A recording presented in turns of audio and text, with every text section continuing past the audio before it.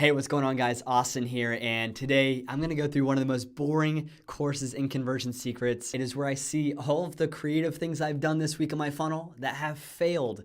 It's the reporting section where I look at my Heap Analytics here and I put it on my spreadsheet. It does some number crunching, and then I know which of my stuff worked and which of it didn't. This is a really important time. I do this every Monday, and I just take 2 or 3 hours, not even that long, probably an hour or so on my Monday morning. And I look at all this, and my reports are already made. It's all automated. I'm going to show you how I did that and make it really easy for you to do the same. I've also attached down below my spreadsheet and where I fill in all my information so that you can use it as well. I've already done the legwork for you, and hopefully this makes your job easier as a conversion rate optimizer.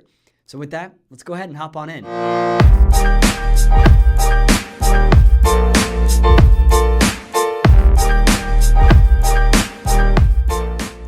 All right, guys, so hopefully you've already watched the training with Austin Troyer and I where we kind of dissect the plumbing and how to get your funnel prepared to receive traffic and start to really gather those insights about which pages convert and which don't. So if you haven't already, make sure you watch that training before this training. But here we are in Heap Analytics, and it's been collecting data, especially for the last week now.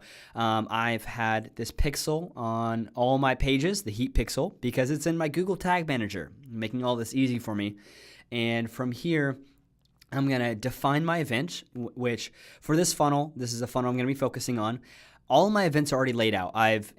Again, we've already done this in the other training, so make sure you go back and learn how to create these events. But I have all my events ready. Now what I'm going to do is analyze my events here in a funnel. And so I have all these reports that I've made, steps 1 through 9, and then I go ahead and I put them into my Conversion Secrets funnel report. Now, again, I do this every single week, and they start to compound. You start to see which tests work and which tests don't. So what I first do, events, I have all these. Let's say I start off with, let's say our case study. Where's the case study? Case study opt-in. So what I've done here is I've created a view page. So anybody that's ever viewed our page with case study dash, and then I have this little star here because that means it's a wild card. So anything that goes, it will replace anything going forward here. So let's say I put an A or a B. It doesn't really matter. It's going to collect all of them. See how I have A and B here? So, and then also thank you to, comments.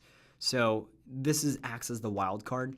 And then I have the domain equals start@useproof.com. Okay, so then I defined the event. Shows me how many people have taken action on each one. So now that I've done that for all of these, I'm going to go down to my funnel and let me choose the right report. It's going to be this case study to OTO. So remember, this is the very first step of the funnel. And so traffic comes into here, and if they enter their email address, this is the thank you page. So that's what it looks like. Now the way I've set this up is I obviously went to funnel.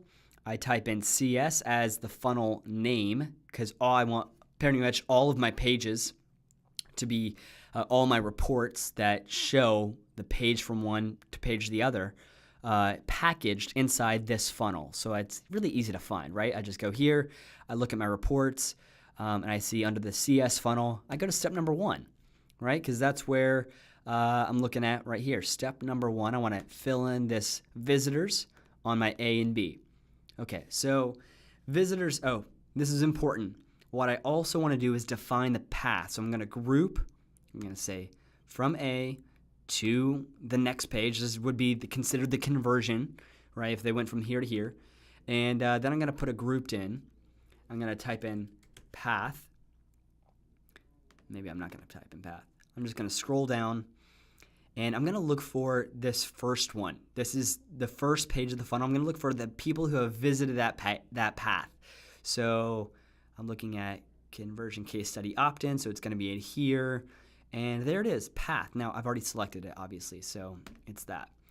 So that's what you want to do every single time that you create a new report. You're going to do the first page they visit, the page that would be considered the win, and you want to group it by the path of the first step. Now what I want you to do is run that query. Then what I want you to do is change the date range. So what I'm going to do is, if today is September 25th, and I'm reporting on this Monday, what I'm going to do is obviously the reports have not come in yet today. This is not a good day to track. So I'm going to make it from last Monday until the 24th, yesterday, Sunday. And so every single time I report on a Monday, I'm looking at from yesterday through last Monday. Make sense? So now that I have these pages, I'm going to click done. Okay, so we have our case study A and case study B. This is the exact same landing page with one small difference. I believe this week I'm testing a dark style design versus a light style design. So this would be the dark style design. This would be the light style design. We've split the traffic 50-50, even though it doesn't always work out perfectly, right? And that's just how these things are. But basically half my users were sent here, the other half here. So what I'm going to do is 804, an opt-in A, and then an opt-in B. I got 716. Okay, and the next step, number of people that went on through that, 308. And then 269. Now what I'm going to do here is equals, and I'm going to do this divided by that. So of course you could type that in right there, obviously. I just like having this thing automated. So I'll make sure that the spreadsheet down below will have all of the equations set up for you already, so you don't have to even do what I just did. Now the next step, this is where I would type in what would be the win for me. So the next step would be they went to the OTO page. So that's literally what I type. Number of people essentially that went to OTO. So the number of people, 308 people went to the OTO. That's how I'd read the story to myself. I want to pretty much style this in a way in which I can read down and understand. I create inferences or insights on what I see here. So 104 people converted at 38%, and that means 308 people went to the OTO. What was I testing between the two pages? I go opt-in A is dark, while opt-in B is light. Learning lesson. Well, this is actually where I don't know the learning lesson yet. I need to first run a test. That's where I bring in my A/B test calculator. So what I'm going to do here is I want to know the significance of this test. About the same amount of people went to each page, and the conversion rate was slightly different. And so I want to make sure that if I look at the test, I want to make sure that the decision that I make is the correct one. So I use an A/B test calculator like this. What I'm going to do is type in my number of users, 804, on test 1, and then test 2 had 716. And from here, I type in the number of conversions on each one. I make a one-sided 90% test, and then I click Apply Changes. So when I look here overall, I can try and find out some data, maybe take a statistics course or just Google some stuff if you really want to understand this p-value and z-score. It's important, but really where I look at is just this, right? The test results are not significant. It's just not a big enough difference here to declare with confidence a winner. Yes, there was a winner, okay? Obviously, we can see here that this conversion rate is higher here. But are we confident enough to say that that's going to happen every single time? I want you to think about it like this, right? If I was to say, Daniel, flip a coin 10 times, and I want you to say, we know that on average, it's going to flip 50-50, right? That's the chances of it happening.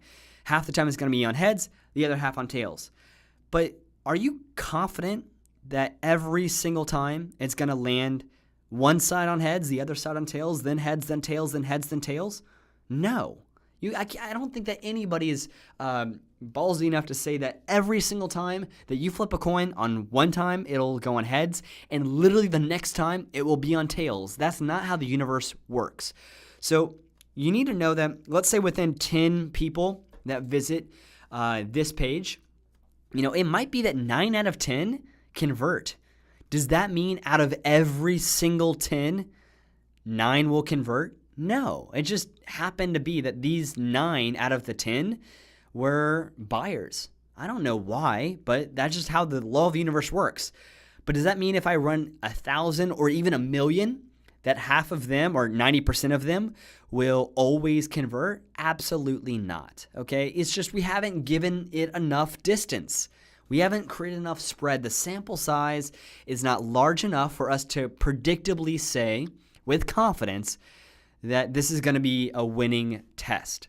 So we need to make sure that with our A/B test calculator, whether or not this was significant. So here in my learning lesson, I would just basically say the data is not yet significant.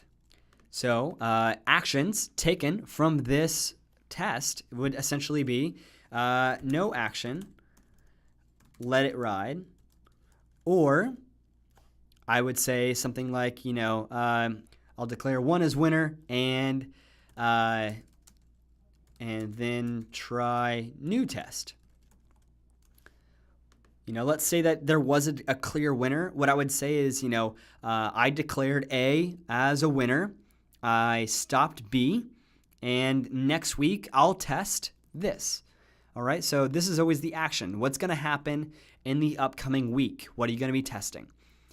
Now, I'll do this exact same thing you've seen here over and over and over again. So I look at, all I have to do is, again, I've already set up all my events. So what I just do is, what I would do from here, if you haven't already set this up, save this report, and then, you want to name it step 1, and then name it from here to here, all right? And then you have them all lined up. So essentially the next step would be from my OTO to the sales, to my homepage. This is the bridge page, basically. If you've watched where I bring out all my markers and I break down the real scarcity social proof funnel. That's what I'm breaking down in front of you right now.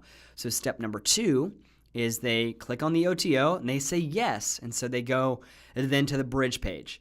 So what I'm going to do here, again, I've already set it up. So now I just got to go here, choose a date range. I'm going to click on the 18th to the 24th, click done. I'm going to put in my A, put in my B, and then what I'm going to do here, put that A and B, blah, blah, blah, blah, blah, all the way through.